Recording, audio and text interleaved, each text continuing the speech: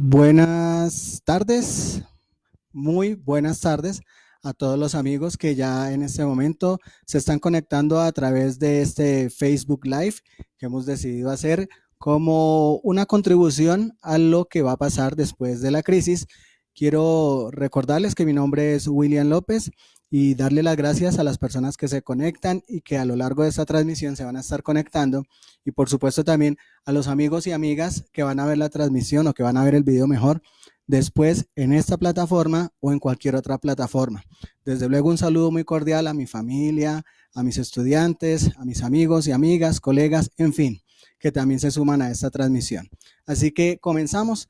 El tema que hemos escogido, como lo pueden ver aquí en este monitor que me va a servir de ayuda para esta clase, que va a ser como un poco magistral, pero que nos va a servir para que ustedes también se ilustren sobre el tema.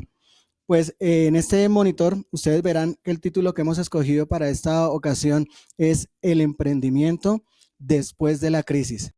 Desde luego que estamos en una crisis, es cierto que estamos en una crisis, pero definitivamente la crisis creemos que va a pasar, no sabemos exactamente en cuánto tiempo, un mes, 2 meses, 3 meses, la verdad es que es incierto, pero la vida continúa, aún y con todo y crisis, la vida continúa y debemos estar preparados para eso. Entonces, comencemos. Quiero que veamos en esta diapositiva ¿qué teníamos antes de la pandemia? Es decir, ¿qué teníamos antes de esta crisis? Si nosotros miramos en este segmento, pues inicialmente revisemos qué teníamos a nivel social y a nivel económico, para que obviamente nos ubiquemos en un contexto, podamos identificar el antes, el presente y lo que viene.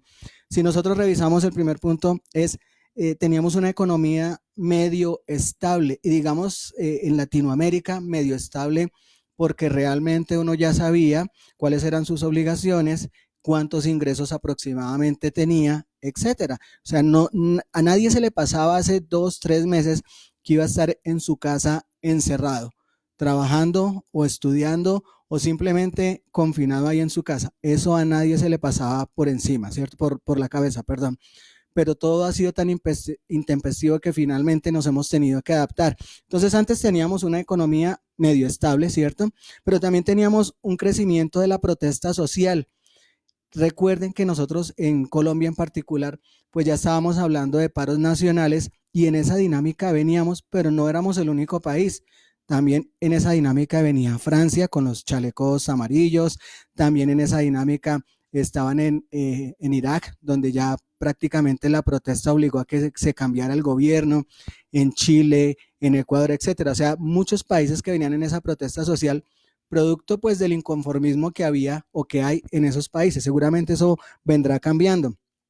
Teníamos en el caso de Colombia un dólar que no pasaba de 4.000 pesos, es decir, ahora estamos en un histórico que pues realmente nadie se lo imaginaba y sin embargo ha pasado los 4.000 pesos, y seguramente en otros países de Latinoamérica también se ha visto ese efecto, sumado a todo lo que está aconteciendo con el tema del petróleo, que seguramente lo hablaremos más adelante. También teníamos antes de la crisis desempleo. Eso antes de la crisis, durante la crisis y después de la crisis se va a acentuar. Pero ya teníamos un desempleo que en el caso de Colombia en cifras oficiales estaba por el orden del 10%, me puedo equivocar por arriba o por abajo, pero muy seguramente terminada la crisis el desempleo se habrá disparado. Ahora, la cifra que estoy dando es una cifra oficial, pero si nosotros nos fuéramos a revisar las cifras no oficiales, seguramente el desempleo, por lo menos en Colombia, puede llegar fácilmente al 20-24% según algunos analistas. Entonces también teníamos desempleo, también teníamos corrupción. Eso era el pan nuestro de cada día en Colombia y en Latinoamérica. En este recuento de lo que teníamos, también teníamos violencia, robo, etcétera. ¿Y por qué comentamos eso? Porque finalmente eso lo teníamos, pero hacía parte del diario vivir que teníamos en nuestros países, en todos los países del mundo. En este caso, en los de Latinoamérica, que son los que más nos atañen, pues eso no era ajeno, era el pan nuestro de cada día.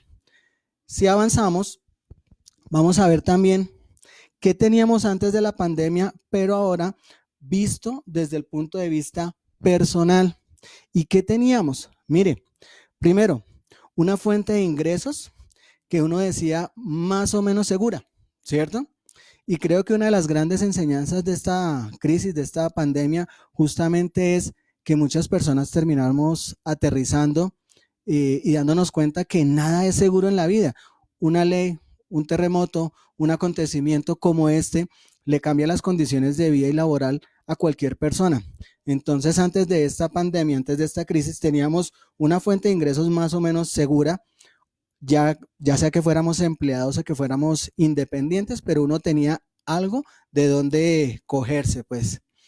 Y también teníamos una estabilidad emocional y entre comillas está la palabra normal. ¿Qué significa eso? Que todos veníamos con problemas, con la pareja, con el vecino, con el amigo, consigo mismo, en un proceso de adaptación al cambio, en un proceso de pronto por la edad de cambios que se van dando producto de esa misma evolución como ser humano. Esos cambios o esa manera de afrontar los cambios emocionales, pues en la práctica eran normales. Ya sabíamos que uno tenía todo ese tipo de cosas en su interior. Ahora, ¿qué teníamos también? Cierta confianza, incluso en las instituciones que nosotros sabemos que han venido fallando, pero teníamos algún grado de confianza.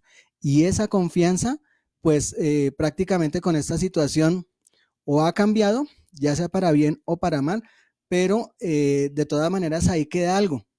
Seguramente muchos estamos esperando de nuestras instituciones y de nuestros gobernantes algo más, pero antes teníamos un nivel de confianza, incluso sabiendo que muchas cosas no estaban bien y que estaban fallando. Algunos tenían una fe moderada, es decir, esas personas que de pronto dicen, no, yo creo en Dios, no, yo creo en mí, no, yo no creo en nadie, pero creo que las cosas van bien. O sea, en cualquier entidad espiritual o sobrenatural o personal, pero muchas personas tenían una fe moderada, otras personas una fe mucho más férrea, ¿cierto? Pero mal o bien, eso era lo que teníamos. Ahora, también teníamos una zona de confort. Si nosotros analizamos juiciosamente lo que está sucediendo desde el punto de vista personal, nos vamos a dar cuenta que antes de la crisis estábamos en una zona de confort con lo bueno, regular o malo que tuviéramos, pero ahí estábamos como tranquilos, como calmados, como con unos proyectos de pronto a mediano plazo, a largo plazo, sobre todo quienes nos caracterizamos por ser emprendedores, quienes desean tener una empresa, un negocio, pues también tenían ese tipo de proyectos, pero muchas personas estaban en una zona de confort. Y eso no es un tema menor, por el contrario, cuando se habla de emprendimiento es justamente uno de los puntos a tratar. Seguimos. Acá. ¿Qué tenemos ahora? Pues bueno, si eso era lo que teníamos, lo que vimos en un par de diapositivas anteriores, lo que tenemos ahora es incertidumbre, sí, bastante. Seguramente muchas personas estarán preguntándose, bueno, ¿esto cuándo se acaba? ¿Esto sí se acaba o no se acaba? ¿Será que la economía sí se reactiva o no? ¿Será que Colombia va a ser capaz de afrontar este problema? ¿Cuántas personas van a morir? Etcétera. O sea, todo ese tipo de preguntas son nada más que motivadas por la incertidumbre, entre otras cosas, apenas lógica. ¿Qué tenemos también? Tenemos una preocupación por lo que va a pasar con nuestro trabajo. Es decir, ¿será que cuando se acabe la crisis sí me van a contratar? ¿Será que las personas que le suspendieron el contrato sí se lo van a volver a hacer? ¿Será que sí se los van a reintegrar? Es decir, tenemos demasiadas preguntas frente a ese tipo de temas, sobre todo de contratación laboral, pero también tenemos como preocupaciones acerca de la economía global. ¿Qué va a pasar en el mundo? ¿Cuál es la posición de Estados Unidos? ¿Cuál es la posición de China, de los rusos? En fin, todo eso que ya nos hemos dado cuenta que sí nos afecta, pues también es un motivo de preocupación. ¿Qué más tenemos ahora? Tenemos una nueva forma de vivir. Nos tocó a la fuerza vivir diferente, estar en una dinámica de trabajo diferente, relacionarnos con nuestra familia de una manera diferente, con los amigos, con los colegas, ver las cosas de otra manera, desde otra óptica, desde nuestras propias costumbres, desde nuestra manera de interactuar con la gente. O sea, hoy somos otros. En muchos casos se han devuelto, ¿cierto? O sea, como que esto ya lo habían vivido, pero no se imaginaban que les tocara otra vez vivirlo en sus casas. O sea, imagínense uno encerrado en la casa como cuando era pequeño o como cuando era adolescente. Ahora tocó a la fuerza. Esa nueva manera de vivir nos ha obligado también a que tengamos una nueva manera de desempeñarnos y una nueva manera de aprender. También tenemos unas nuevas herramientas que tengo entre comillas la palabra tecnológicas, ¿cierto?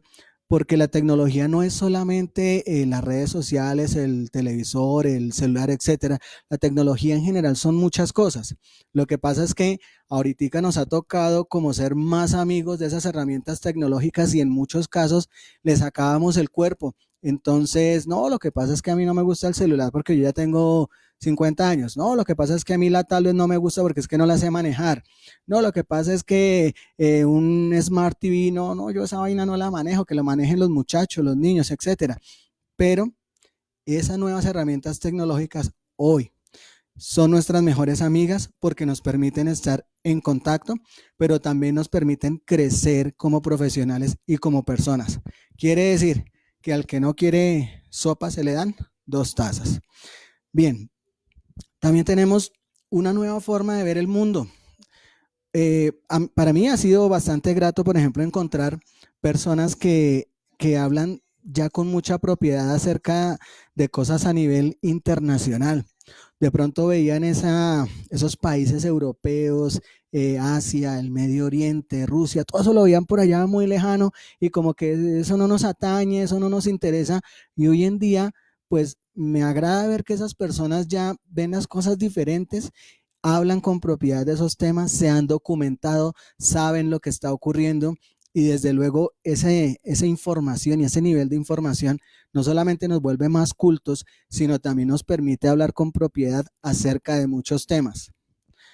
¿Qué más tenemos ahora? Tenemos unos empresarios improvisados. Seguramente usted allá al otro lado de esta pantalla estará pensando en muchas otras cosas que tenemos. Claro, compártalas ahí en ese chat, después por correo, bueno, por todas las redes sociales. Cuéntenme, ¿qué más tenemos? ¿Qué más ha cambiado? Yo coloqué esta de empresarios improvisados porque muchos estarán de acuerdo conmigo en que a raíz de la situación, demasiadas personas empezaron a confeccionar, por decir algo, tapabocas, ¿cierto? Muchas personas empezaron a producir gel antibacterial. Eh, eh, ¿Cómo se llama esto? Dotaciones, mascarillas, etcétera. O sea, estos empresarios improvisados, obligados por la crisis, se salieron de su zona de confort para volverse empresarios productivos. Mire, sin ir muy lejos, los días previos aquí en la ciudad de Bogotá, para quienes nos ven en el exterior, aquí en la ciudad de Bogotá, los días previos a lo que era el simulacro de cuarentena, no era raro encontrarse en varios, digamos, centros comerciales, en varias zonas industriales, mucha gente vendiendo los insumos para producir el gel y el antibacterial, porque ya sabían que esos productos iban a escasear. Entonces se paraban, por ejemplo, en las camionetas, abrían las puertas y empezaban a vender alcohol, empezaban a vender ya preparado el gel, los frascos, etcétera. Entonces, digamos que no solamente con cada crisis hay muchas oportunidades, sino también mucha gente reconoce en sí mismo que es un empresario en potencia, pero nunca se había dado cuenta de eso. Entonces, estas son algunas cosas de las que tenemos ahora. Y viene una pregunta, ¿y ahora qué sigue? ¿Qué sigue? Pues en medio de toda esta incertidumbre uno se hace demasiados cuestionamientos a nivel personal, pero también cuestiona todo, desde el gobierno, las potencias, lo que ha hecho antes y lo que ha dejado de hacer. Hay como muchos momentos de reflexión. Entonces esta pregunta, ¿y ahora qué sigue? Pues mire, yo le tengo aquí algunas fórmulas para que ustedes las puedan aplicar, ¿cierto? La primera, hay que comprender este momento histórico. Mis estudiantes, hombres y mujeres, a quien aprovecho para enviarles un saludo muy fraternal, decirles que los extraño, ¿cierto? Pero mis estudiantes son fieles testigos de que yo siempre les he puesto de presente de que uno tiene que entender que el momento que estamos viviendo, no solo en esta crisis, sino antes de la crisis, nos mostraba que estábamos viviendo un momento trascendental.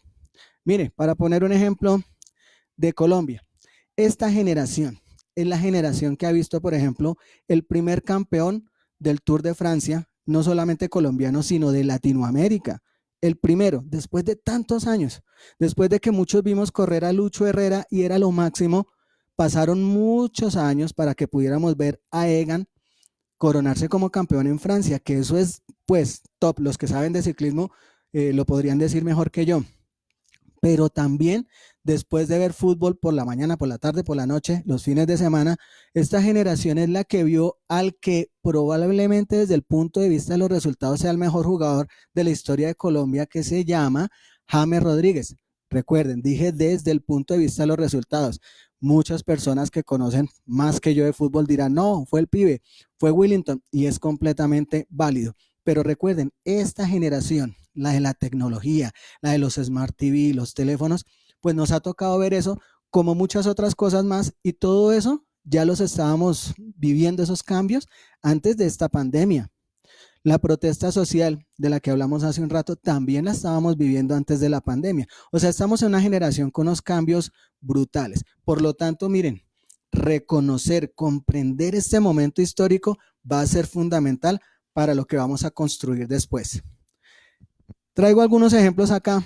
Nosotros no vivimos la Primera Guerra Mundial porque fue entre 1914 y 1918, pero lo que ocurrió después de la Guerra Mundial, de esa Primera Guerra Mundial, es curiosísimo. Y quiero ahondar en lo siguiente. Nadie se imaginaba que la Primera Guerra Mundial se iba a dar de la manera en la que se dio. Aunque habían comentarios y rumores de que iba a haber guerra, pues nadie se imaginaba que esa guerra iba a ser tan brutal como fue. Y no se lo imaginaban porque era una época donde la gente era como muy culta, como muy aplamada, muy tranquila, como que estaban pensando era en un tema de desarrollo, cuando de un momento a otro terminan todos los países de Europa metidos en una Primera Guerra Mundial, incluso también Norteamérica, y resulta esto volviéndose un tema global. ¿Qué pasa después de la Primera Guerra Mundial? Pues los países que estuvieron metidos en ella y donde se dio propiamente el conflicto tuvieron que cambiar su manera de vivir, su manera de concebir las cosas.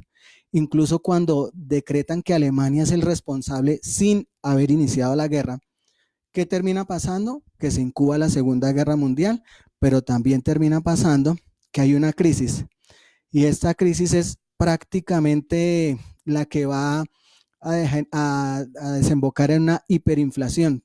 Para que me comprendan un poco el término, es más o menos lo que está pasando en Venezuela hoy en día, una hiperinflación, que en el caso de Venezuela tiene otros aspectos que la han generado, pero se parece en ese puntico a lo que ocurrió después de la Primera Guerra Mundial. Y seguramente las personas que salieron de esa crisis terrible, pues ¿cómo afrontaron el problema? Preparándose, ¿cierto? A algunos les tocó aprender sobre la marcha. Aquí tenemos, voy a hacer una pausa un segundito, aquí tengo un asistente que me está haciendo señas y me quiere decir algo, te escucho.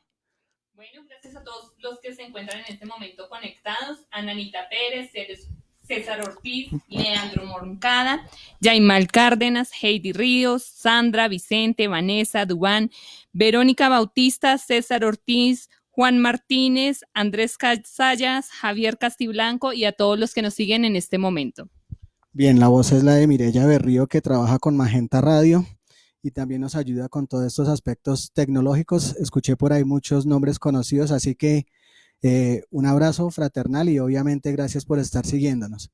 Seguimos. Entonces, a todas estas personas que vivieron la posguerra de la Primera Guerra Mundial, pues les tocó asumir todo ese cambio de vida, ¿cierto? Como les conté hace un momento, quedó lista la Segunda Guerra Mundial. O sea, se termina la primera y de acuerdo al veredicto final queda incubada la segunda, que va a ser en 1939 cuando inicia. Pero imagínense, pasa 1939, 40, 41, 42, 43, 44 y 45, casi 7 años de guerra. Y lo que ocurre ahí es brutal. Entonces, número uno, el mundo va a conocer la bomba atómica, ¿cierto?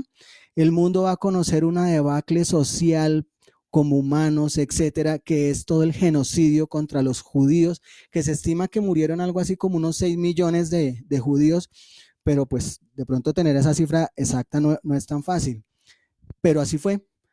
¿Qué ocurre con todo ese cambio social que se da, que se gesta? Y no estamos hablando de una cosa menor, estamos hablando de una guerra atómica, la única que hemos tenido, pues atómica en el sentido de que caen las dos primeras bombas nucleares, ¿cierto?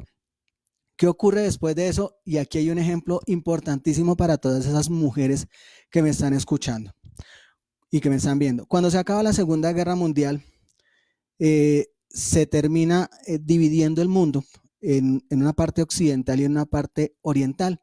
Y cuando comienza esa reconstrucción, dicen algo así como, bueno, ¿dónde están los hombres para que nos ayuden a reconstruir los países, los diferentes países de Europa? No, no habían hombres, muy poquitos. ¿Por qué? Porque se habían ido a combatir. Bueno, perfecto. Los ancianos, no, tampoco hay ancianos, porque es que resulta que muchos ancianos también les tocó combatir o murieron defendiendo su casa. Ah, bueno, perfecto. Entonces los niños, no, tampoco hay casi niños, porque imagínense que todo el niño que pudiera empuñar un arma lo mandaban al combate. Miércoles. Entonces va a quedar un grupo grande de mujeres que van a ser ellas las que se van a apropiar de la reconstrucción de Europa y lo van a hacer en todos los frentes.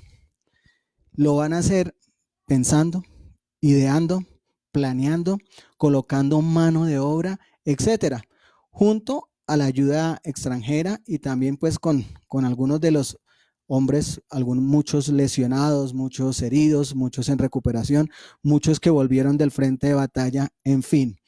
Ese papel protagónico de la mujer en ese momento tan difícil va a ser demasiado valorado hasta el día de hoy en Europa y en el mundo, particularmente en Europa porque la que más sufrió fue Europa en la Segunda Guerra Mundial.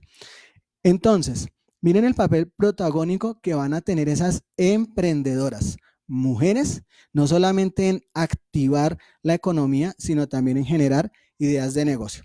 Entonces, en ese orden de ideas, viene lo siguiente y es el segundo punto. Ese segundo punto es, vamos a reinventarnos como personas, pero también nos toca reinventarnos como sociedad y más allá del número de muertos, que ojalá Dios mediante no sean muchos en Latinoamérica, en lo que sigue en el mundo, aunque las cifras ya son aterradoras, pero más allá de las muertes, nos va a tocar reinventarnos por varias cosas. Primero, porque es que en esta cuarentena, en este tiempo de encierro, la gente está creando, la gente está pensando, la gente se está capacitando.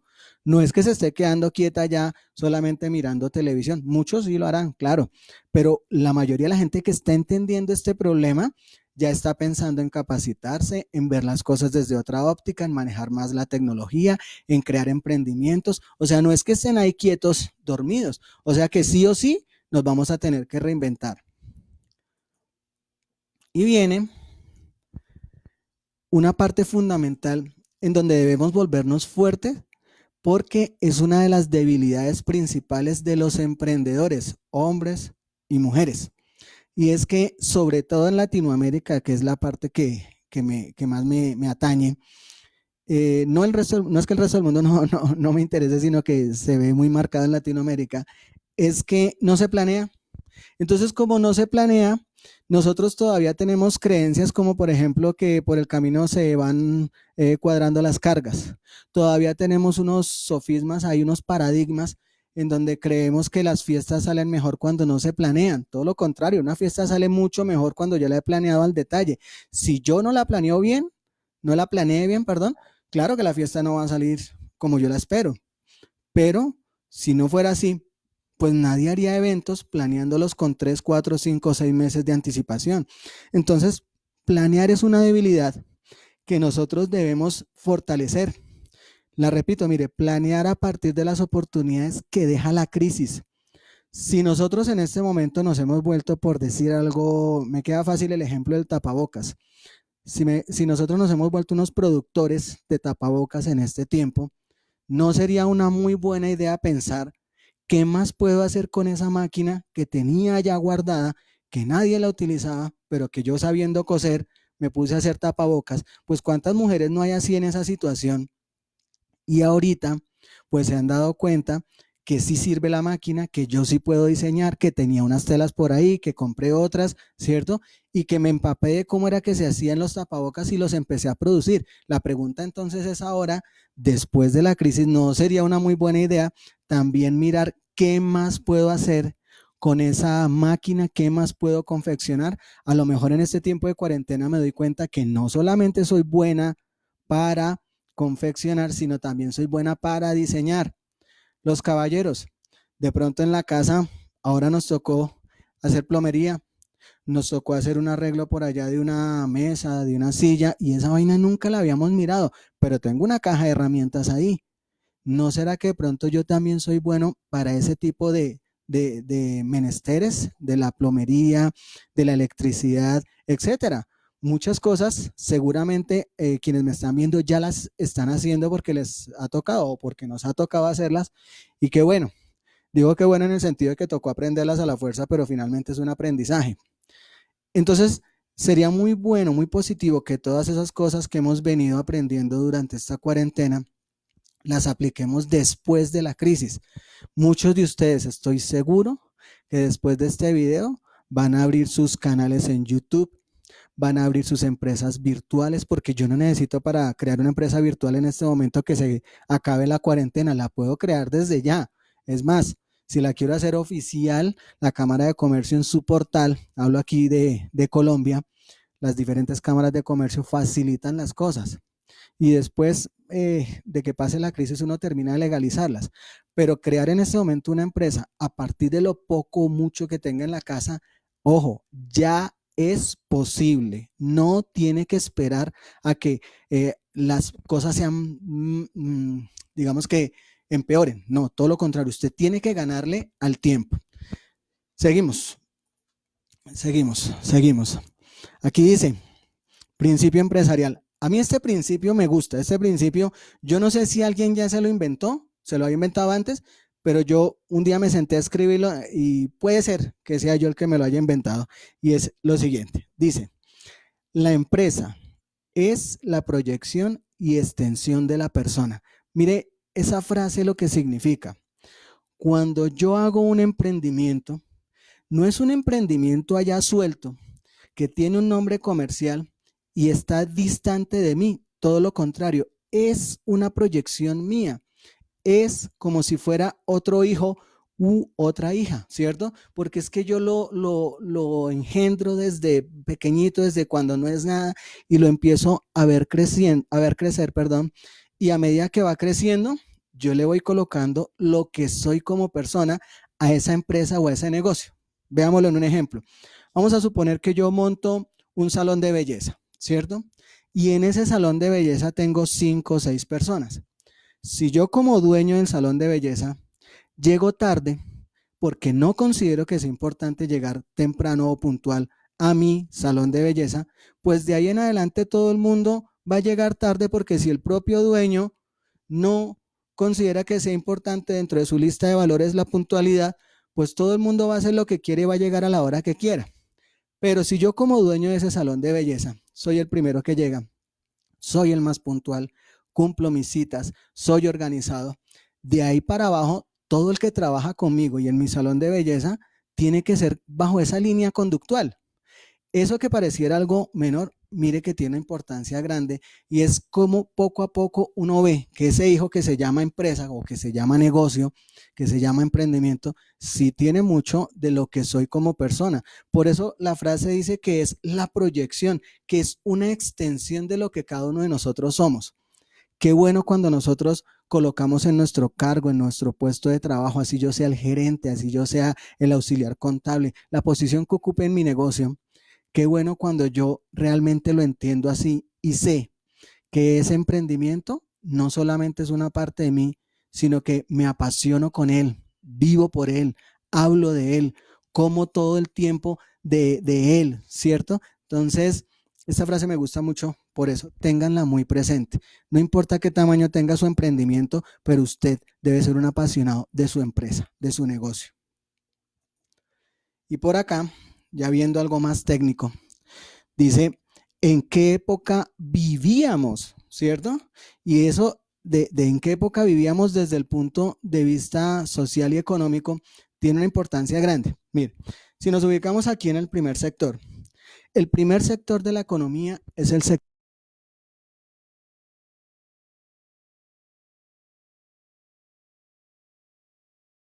que pertenece a ese primer sector. Y miren que aquí en Colombia, por ejemplo, y estoy seguro que ha sido así en Latinoamérica, ese sector extractivo, sobre todo a nivel de la agricultura, que había estado como tan menospreciado, hoy en día tiene una fuerza tremenda, porque nosotros estamos aquí en la casa, sí, correcto, pero perdón, los campesinos están allá en la tierra. Incluso por ahí hay muchos videos que están estimulando esa labor y me parece genial. Miren lo que está pasando. Ese sector que lo teníamos un poco relegado, como sin importancia, mire que ahora es el que nos está dando de primera mano el apoyo. Ese es el primer sector de la economía, el sector primario. Ahora miremos el sector secundario. El sector secundario es ese sector en el que nosotros tomamos una materia prima, la transformamos, le agregamos valor y luego la vendemos más cara. Eso es lo que han comprendido los países industrializados y es lo que más dinero les produce. Voy a colocar un ejemplo. Aquí en Colombia hay muchos sitios donde se consigue oro y se hace extracción de oro. Pero una cosa es que la persona vaya y encuentre 1 gramo de oro, 2 gramos de oro, vaya y los venda, ¿cierto? Por decir algo, lo voy a colocar en pesos colombianos, o mejor, lo voy a colocar en dólares para que me quede más fácil para todo el mundo. Una cosa es que yo me encuentre 2 pepitas de oro o una pepita de oro, una, que pese 1 gramo, por decir algo. Una cosa es que yo venda ese gramo en $50, ¿cierto? En $30. Una cosa es que yo venda ese gramito a ese precio y otra muy diferente es que yo tome ese oro, esa pepita, la transforme, le agregue una piedra, ¿cierto? Y la convierta en un anillo. Ya no vale los 30 ni los $50. Ahora vale el triple. Quiere decir que le agregué valor y luego lo vendí más caro. Ese es el mismo principio con el que trabajan los países industrializados, por eso ustedes los van a ver que tienen empresas por todas partes del mundo sacando recursos naturales, ¿cierto? Se los llevan a sus países, le agregan valor y lo peor del cuento, hasta se lo venden a uno mismo más caro. Ejemplo, petróleo. Nosotros no somos un país petrolero, tenemos petróleo, perdón, es diferente. Digamos que una cantidad no tan grande, pero bueno, ahí la tenemos, ¿cierto? Sin embargo, la vendemos y luego nos venden los productos derivados del petróleo mucho más caros. Ese segundo sector de la economía, de la industria, perdón, de la economía, sí, perdón, que es el secundario de esas industrias, esa transformación de materia prima, es el mismo ejemplo que coloqué hace un rato de los tapabocas. Entonces, mucha gente compró materia prima, en este caso las telas, la cortó, la transformó, hizo un producto final que se llama tapabocas, le agregó valor, pero lo vendió más caro. No se les olvide ese detalle. Generar valor hace que el producto sea más costoso. Y viene un sector terciario, que es el sector reservado para los servicios y para el comercio. Hasta antes de la crisis esto funcionaba así y digamos que medianamente bien. No es que se termine la crisis y esto desaparezca completamente, no, sino que resulta que eso era lo más común. Pero ahora, en la época que nosotros vivimos, ya no solamente son esos 3 segmentos de la economía, sino también hay algo que se llama la sociedad de la información y el conocimiento. ¿Qué significa eso? Que ahora lo que usted sabe, lo que usted piensa, lo que usted genera como una construcción de su intelecto, también tiene un valor. Ejemplo, si yo les preguntara qué fue lo principal que tuvo Mark Zuckerberg, por ejemplo, para hacer esta herramienta por la cual me están viendo, que es Facebook, pues físicamente el aparato en el cual estaba programando, en el cual estaría seguramente diseñando la interfaz, pero ahí en ese negocio lo más importante es el conocimiento y la visión hacia el futuro de que ese conocimiento va a tener realmente un resultado. En su momento, imagínese quién iba a creer que uno iba a abrir una cuenta, perdón, un sitio para luego decir, estoy triste, soy soltero, me quiero casar. Pues nadie, en su momento nadie estaba pensando que esa vaina fuera a tener éxito. Sin embargo, Zuckerberg y su combo, su grupo ahí de compañeros que también le ayudaron, sí lo tenían pensado. Sí dijeron, no, mire, esta vaina puede funcionar. Y efectivamente, desde la primera noche que la colocaron en línea, esa vaina fue un éxito, ¿cierto? ¿Qué se necesitó? Intelecto, generar ideas, creer en esas ideas. Y los ejemplos serían muchísimos. Google, YouTube, etcétera. Y no solo empresas de tecnología, ejemplos son lo que hay. ¿Qué quiere decir eso? Que eso que usted está ahorita pensando en su casa, que allá ahora que tiene mucho tiempo, seguramente está diciendo, ve, qué bueno sería hacer tal cosa. Mire que se me ocurrió tal idea. De pronto hasta llama a la esposa, a los hijos y les dice, mire, se me ocurrió tal cosa. Y a veces las personas más cercanas a uno son las que menos le creen, ¿cierto? De pronto lo ven a uno como por allá, loco, este no tiene nada que hacer. No, esa idea no que va a funcionar. No, ahora este resultó inventor. Pero crean en ustedes, crean en esas ideas porque finalmente es la cuota inicial para que sea un éxito. Entonces, como estamos en esta sociedad, que es la sociedad del conocimiento, pues tenemos también que pensar en lo siguiente. Pero antes vamos a hacer aquí a prestarle el micrófono a nuestra asistente. Bueno, gracias a todos los que se conectan a esta hora. Vemos por aquí muy activos a Luis Rubiano, Jair Castro, Linda López, Cindy López, Nuri Pedraza, Orlando Bayona, Estela Burgos, Efren Oñate, Aleja León, Alicia Callejas, Andrés Casallas, Yasmín Usuga. Muchas gracias. Bueno, ahí tenemos muchos nombres conocidos. Un saludo muy cordial. De todos me acuerdo y gracias por continuar con nosotros. Bien, y quienes no han escrito, tranquilos, escriban que no hay que ser penosos. Bien, entonces seguimos. Resulta que aquí encontramos un título que dice, ¿en qué aspectos debe desarrollarse principalmente el emprendedor del siglo XXI? Ojo, ¿en qué aspectos debe desarrollarse? Y resulta que esos aspectos tienen que ver con algunas cosas que parecieran un poco técnicas, pero que en realidad no son tan técnicas, sino que cuando uno no las aborda de frente, se le hacen difíciles. Pero cuando uno ya las toma de frente, el toro por los cachos, se va a dar cuenta que no es nada complicado. Entonces, nos vamos a mirar que son dos aspectos fundamentales. El primer aspecto es el aspecto motivacional, ¿cierto?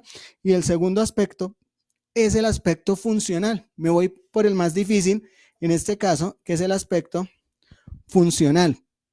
Funcional quiere decir que cuando yo pienso en un emprendimiento, debo mirar el entorno de lo que va a necesitar ese emprendimiento y ese entorno tiene unas condiciones técnicas que ahorita en la crisis uno no las está viendo en detalle, pero no es que no estén. Lo que pasa es que si sigo con el ejemplo, por ejemplo, del antibacterial, yo decido hacer un antibacterial, correcto. Compro una materia prima, compro unos frascos, compro o tengo a la mano quién me va a distribuir, o pienso en la cadena de producción. Yo ya hice todo esto que está enumerado acá, en ese momentico que empiezo a producir antibacterial, yo ya lo hice, solo que no me di cuenta. O sea, yo ya fui ahí un administrador, pero por la situación y porque no estaba familiarizado, de pronto ni me di cuenta que había hecho todo eso. Entonces, miremos, debemos fortalecernos en una función administrativa, o sea, tomarnos en nuestra posición como emprendedor es entender que vamos a tener unas responsabilidades legales, personales, familiares, con nuestros empleados si vamos a tener empleados, pero que vamos a tener responsabilidades y que debemos administrarlas y administrarlas de la mejor manera. Nadie nace aprendido, tranquilo, tranquila, no se preocupe. Usted puede ir leyendo, puede ir escuchando casos de éxito, puede escuchar documentales, audiolibros, etcétera. Poco a poco usted se va formando, pero administrar es algo importantísimo porque es el cerebro de lo que está haciendo todo nuestro entorno empresarial. Por eso nosotros vemos que hay unos referentes importantes en el mundo que son empresarios, pero ellos son referentes porque hacen una muy buena administración. A veces ocurre lo contrario. Mire, por ejemplo, el caso de una propiedad horizontal. A veces toca cambiar los administradores porque es que no han dado con el chiste para que las cosas funcionen armónicamente, entonces toca cambiarlos, no están administrando bien los recursos. todos los que somos emprendedores, todos los que somos empresarios, tenemos que fortalecer nuestras competencias en cuanto a la administración se refiere. La segunda, una función financiera. Claro, si voy a hacer un emprendimiento, tengo que tener claro que debo conseguir unos recursos. Y esos recursos, que en este caso son económicos, que es dinero, pues tengo que estar preparado para ser organizado y organizada en ese manejo. No revolver la plata. Si usted se va a asociar con alguien, no le tenga miedo a las sociedades, porque eso es natural. Uno se asocia, luego hay un divorcio empresarial, cada uno construye su empresa y se construyen relaciones a largo plazo, pero a veces uno se deja llevar de ese mito de que las sociedades ni siquiera en la cama. Carreta, eso no es verdad. Si así fuera, no existirían algo que se llama las sociedades por acciones simplificadas, las compañías limitadas, las SA o sociedades anónimas. Si eso fuera así, entonces, ¿cómo harían todas esas empresas grandes y exitosas que han habido hasta el día de hoy? Lo que pasa es que las sociedades deben tener son los puntos claros desde el principio, al pan pan y al vino vino, como decimos aquí en Colombia. Entonces, una función contable que es la que operativamente se encarga de llevar las cuentas. Y mucha gente, en muchas familias más bien, hay alguien que es auxiliar contable, alguien que hizo un curso de contabilidad o uno mismo hace un curso de contabilidad, ¿cierto? O está la sobrina, la tía, la prima, el primo, que es contador. Vea qué chévere que de una vez uno se vaya empapando de ese tema y vaya dándose cuenta que esta parte contable es fundamental para que mi empresa tenga un desenvolvimiento lógico, claro, que le pueda reportar a la DIAN, al gobierno nacional, al gobierno de su país, sea donde sea que usted se encuentre, pero que eso sea transparente, y para eso se necesita un contador, porque ellos son los que tienen la preparación para que usted pueda tener un buen ritmo de su empresa.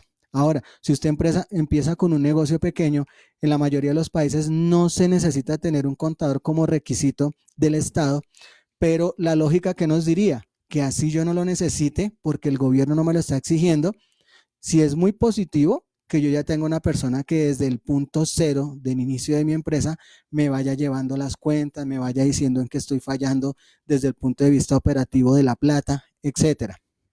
El otro punto es la función operativa.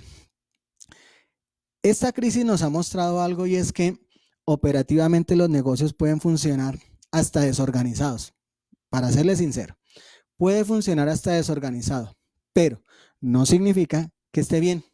Significa que cuando nosotros tenemos unas contingencias o unos problemas, pues claro que yo tengo que afrontarlos de la mejor manera, y a veces en medio del desorden saco adelante las cosas, pero eso no significa que sea el deber ser o que ese sea el derecho de las cosas. Todo lo contrario, debemos planear muy bien lo que vamos a hacer operativamente y comercialmente, o sea, en el día a día, saber cuántas unidades tengo capacidad de producir, saber quién me las va a producir, quién me va a ayudar, dónde voy a comprar mis telas, quiénes van a ser mis proveedores, cuántas cotizaciones debo conseguir, cómo es operativamente la función.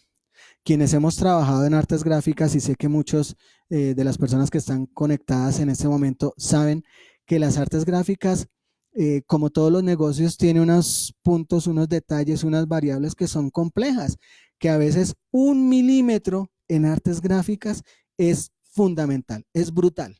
De la misma manera que las personas que trabajan en belleza, cuando hacen una mezcla de color, pues si usted de pronto se le fue mal la mezcla, o de pronto no sabía hacer la mezcla, o le colocó el agua oxigenada que no era, miércoles le va a bajar el pelo azul a su cliente o a su clienta, ¿cierto?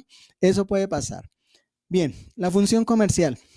De esa función tenemos un paréntesis grandísimo, y es que en la práctica para Colombia es la función más importante. No es que las demás no sean importantes, no es que los administradores se me vayan a sentir tristes, no es que los contadores se me van a sentir tristes, ni el de recursos humanos, no, todos somos importantes, estamos de acuerdo.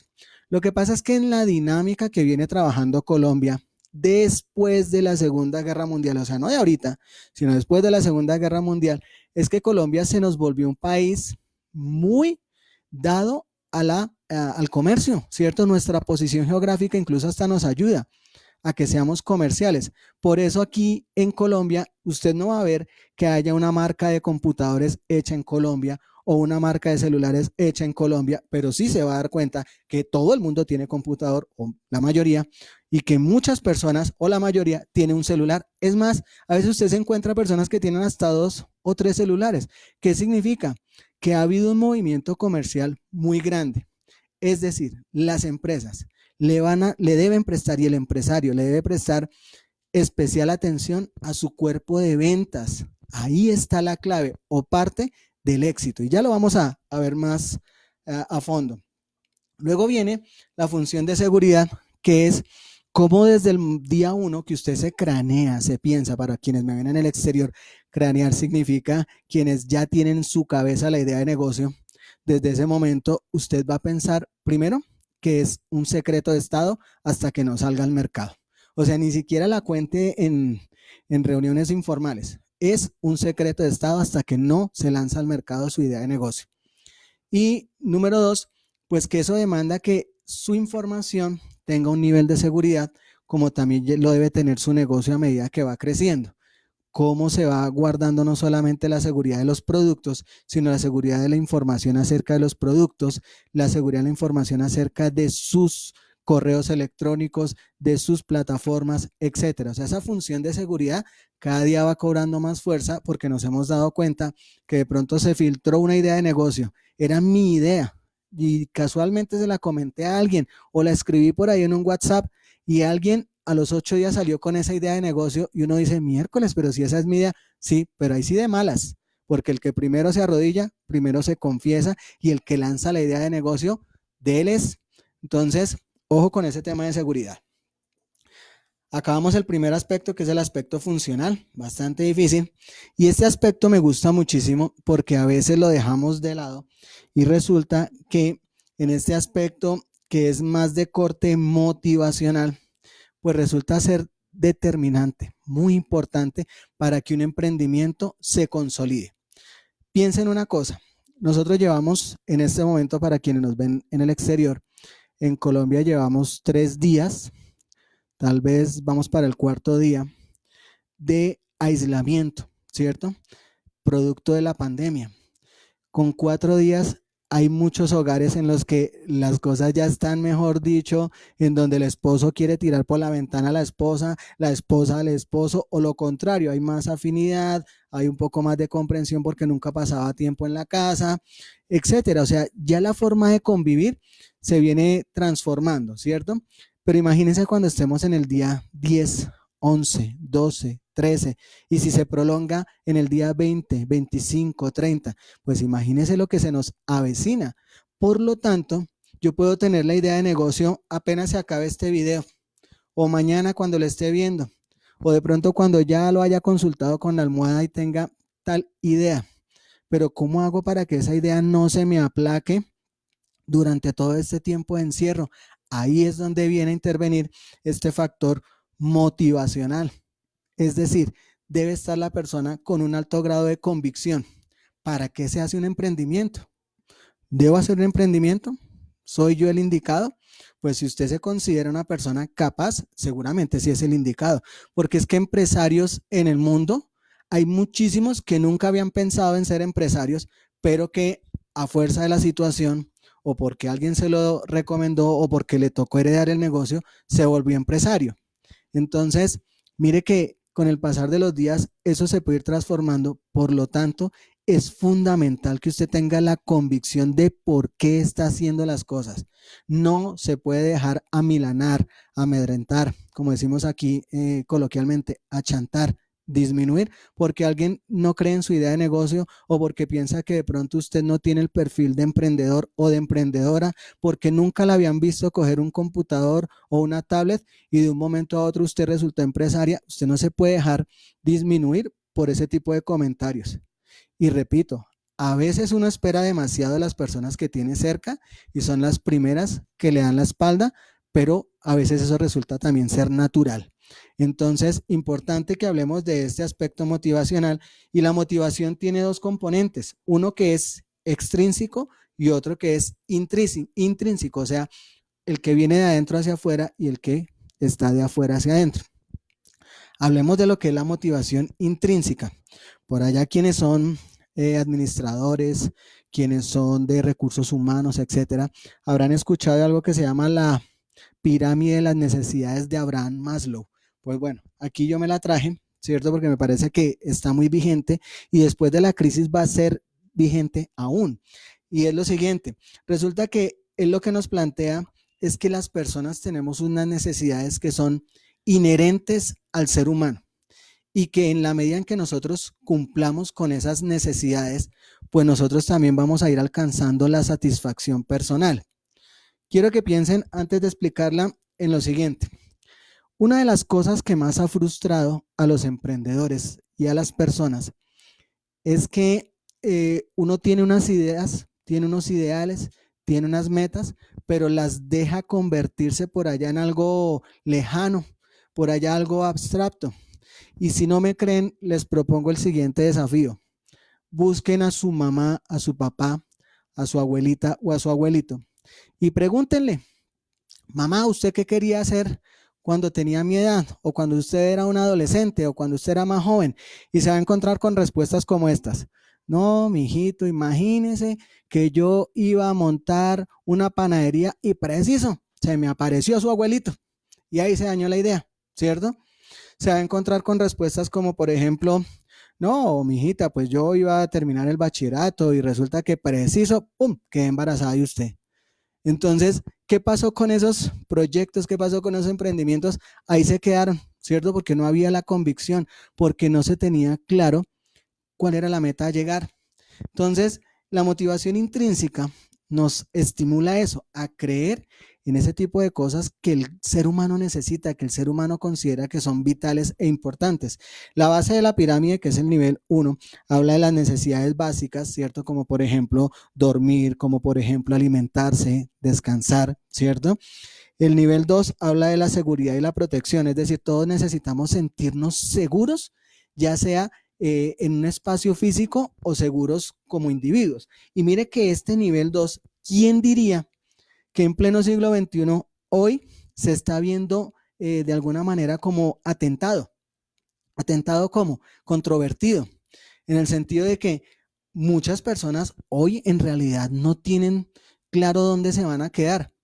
Anoche escuché una estadística para Colombia y es que la mitad de las personas viven en arriendo. Imagínense por un momento las personas guardadas en la casa, sin trabajo, sin expectativa de empleo, no se puede salir a la calle, pues uno este segundo nivel ya lo ve complicadísimo, lo ve grave, o sea, ¿yo dónde me voy a quedar? O sea, ¿qué seguridad tengo sobre la vivienda que ya venía ocupando? ¿Qué seguridad tengo sobre mis relaciones personales, sobre mi entorno? O sea, está totalmente desequilibrado, ¿cierto? Entonces, mire que eso es fundamental trabajarlo y natural que ahorita estemos preocupados por eso. El tercer nivel habla de las necesidades sociales. Claro, esa necesidad que tenemos de compartir con alguien, de que nos escuchen, de escuchar, de que alguien nos dé una caricia, un abrazo. No necesariamente estoy hablando de la pareja, estoy hablando también de los hijos, de las hijas, de un vecino, de una compañera, un compañero, guardando, digamos, los niveles, ¿cierto? O sea, yo de un compañero o compañera de trabajo necesito muchas veces el reconocimiento. Hey, lo hiciste muy bien. Oye, chévere, estuvo buena tu clase, estuvo bueno tu trabajo. Hey, te reconozco con un tinto, ven, te gastó algo allí para agradecerte que me ayudaste con tal cosa. Eso es importante. Ese relacionamiento social es importante. Hoy en día, gracias a la tecnología que estamos manejando, pues siento que eso no se ha perdido, por el contrario se ha fortalecido, pero igual no puede ser eterno ni solamente esta relación virtual, tiene que haber también ese acercamiento personal. El siguiente nivel habla de las necesidades de estima y tiene que ver como con el reconocimiento, ¿cierto? De que, incluso lo acabé de mencionar, de cómo la gente sabe que uno hizo algo bien y a través de, por ejemplo, en redes sociales, a través de un me gusta, ya uno sabe que alguien le reconoce eso bueno que se está haciendo. Ahora, en las empresas, en los emprendimientos, mis queridos futuros dueños de empresa, dueñas de empresa, ustedes van a pensar en lo siguiente: no todo es plata. Muchas veces uno cree que sí, que uno se siente estimulado y recompensado porque haya dinero de por medio, pero no es así. muchas veces los trabajadores, ustedes mismos, cuando hemos sido trabajadores y yo, y estando al otro lado, debemos ser conscientes de que un reconocimiento es dar la mano, es decirle gracias, es valorarle ese trabajo que ha hecho. Y muchas personas nos quedamos en que exclusivamente es dinero la manera correcta en la que hay ese reconocimiento. No, somos seres humanos. Claro que el dinero es importante, claro que cuenta, yo no digo que no, pero digo que también alimentar esa gratitud espiritual es muy importante. El último nivel habla de la autorrealización. Todos en algún momento de la vida debemos sentirnos autorrealizados. Las niñas no vinieron exclusivamente a este mundo a ser mamás. Es vital, es importante, pero no es lo único. Los caballeros no vinimos a este mundo exclusivamente a ser un trabajador que entregue el dinero a la casa, que sea el proveedor. No, vinimos a muchísimas cosas. Incluso por allá en el último video que publicamos de Magenta Radio, acerca del coronavirus. Si no lo han visto, los invito para que a través de Facebook lo busquen o a través de YouTube en el canal William López, magentaradio.com. Miren ese último video acerca del coronavirus. Y ahí hablábamos justamente de eso, de cómo nosotros, los seres humanos, pues necesitamos también en un momento determinado esa parte espiritual en donde ya sintamos que hay una realización, que llegamos a una cima de nuestro conocimiento, no porque no haya más, sino porque me planteé esa meta como una meta máxima y me siento cómodo ahí, siento que puedo estar en ese momento de mi vida y aunque haya más que aprender, pues si no lo logro, sé que por lo menos he llegado a un buen nivel. Entonces, digamos, esas necesidades espirituales y esas necesidades personales ahorita se están acentuando porque tenemos mucho tiempo en la casa y mucho para reflexionar. Bien, esas son las necesidades intrínsecas. Recuerden que vienen de adentro, son del ser, son innatas al ser humano. Y luego hay unas motivaciones extrínsecas que son de afuera hacia adentro, en las que podemos incluir también el dinero, podemos incluir también un incentivo, podemos incluir miles de aplausos, podemos incluir un trofeo, podemos incluir un viaje, muchas cosas en las cuales nosotros como empresarios y como emprendedores nos tenemos que fijar. Vamos a la siguiente pregunta. ¿Cuál es la clave del éxito para un emprendimiento? Mire, espero que estén ahí bien atentos. Si de pronto lo anterior se les olvidó en algo, en esta parte si no se me vayan a dormir. Necesito que estén muy atentos a lo siguiente. La clave de un emprendimiento. Aquí les va. Cuando yo monto un emprendimiento, llámese como se llame, tengo que fijarme en todo de manera integral, pero me debo concentrar en que me queden bien planeadas dos cosas. Primero, producir y segundo, comercializar. Cuando hablo de producir, no es solamente producir algo a través de la transformación de la materia prima. Yo puedo producir conocimiento, ¿cierto? Y cuando lo combino con la comercialización, de nada me sirve tener la tremenda idea de negocio, ¿cierto? El producto supremamente chévere si no sé cómo venderlo, si no me preparo para venderlo, si no contrato quien lo venda o si no tengo la preparación comercial. Dejemos algo en claro. El emprendedor no tiene que sabérselas todas o la emprendedora no tiene que sabérselas todas, pero sí es clave que sepa hasta dónde llega y lo que no puede hacer, que lo subcontrate. Yo le pongo este ejemplo a mis estudiantes de tecnología y es, usted debe conocer algunas cosas del entorno de las páginas, de las redes sociales. Claro, uno tiene que tener un nivel de conocimiento frente a ese tema, pero si su negocio, por ejemplo, es una panadería, voy a colocar ese, pues no tiene sentido que usted se ponga a mirar cómo se construye la página web al detalle y cómo se programa en HTML5. No, todo lo contrario. Usted tiene que enfocarse es en cómo crea nuevas dinámicas de ventas, promociones, ofertas, cómo se inventa el super pastel, el pan hojaldrado de esta u otra manera y véndalo. ¿cierto? Que lo demás, pues hay unas personas expertas que lo saben. Ejemplo, si nosotros vamos a celebrar una fiesta de cumpleaños y en la familia nadie sabe hacer torta ni ponqué, pues no se complique con ese tema mirando a ver cómo hace usted para aprender al detalle cómo se hace una torta, si usted puede comprarla ya hecha. Es un ejemplo un poco llevado al extremo, pero es para que me copien, para que se pongan en esta posición. Y es que en un emprendimiento, si yo me concentro en producir bien y en comercializar bien, prácticamente ya lo hice, ¿cierto? Ya lo saqué al otro lado. El resto es constancia, disciplina. Pero ahí tenemos algo fuerte en un emprendimiento. Listo. Seguimos. Les decía que producir no solamente hacer un producto. Aquí en esta diapositiva pues les muestro que sí hay cosas que en esta crisis hemos aprendido a hacer que nos parecían como muy técnicas, como que solamente las grandes empresas las podían hacer, pero la crisis nos enseñó que sí podemos hacer nosotros una serie de productos como una bolsa reutilizable, como un empaque en cartón, en cartulina, etcétera. Entonces yo puedo producir bienes y puedo producir también servicios, como lo vemos acá. Listo. Y habíamos dicho hace un rato que le íbamos a dar un aparte, como algo puntual, como un capítulo especial al área comercial. Y es por lo siguiente. Uno, recuerden, Colombia es un país comercial. Puede ser que en el transcurso del tiempo se vaya transformando, pero por ahora, después de la crisis, vamos a seguir siendo un país comercial. Salvo que haya una gran inversión, por ejemplo, en el primer segmento de la economía, puede pasar, pero por ahora somos comerciales. Y entonces ahí nos vamos a dar cuenta que es fundamental que nuestro equipo comercial, que nosotros mismos vendamos lo más importante de una empresa, que es el nombre.